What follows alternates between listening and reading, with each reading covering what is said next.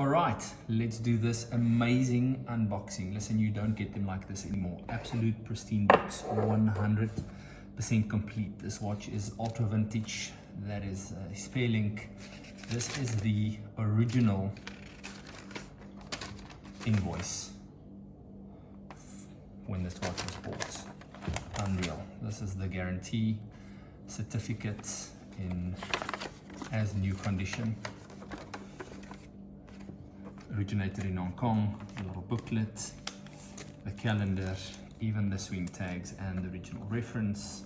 We have the wallet, and this looks like a little extra oyster booklet. Now what we have inside of here, ladies and gentlemen, pristine little box, and that is a unpolished 100% original Rolex Sea Dweller reference 16600.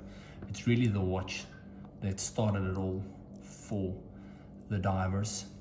40 more case, a little bit thicker than a Submariner, helium escape valve, the original 4,000 meters. This watch is in almost brand new condition for the age, 1999. Makes it a proper vintage, unpolished, untouched, unopened, massive serration on the bezel. What a magnificent collector's find. Enjoy.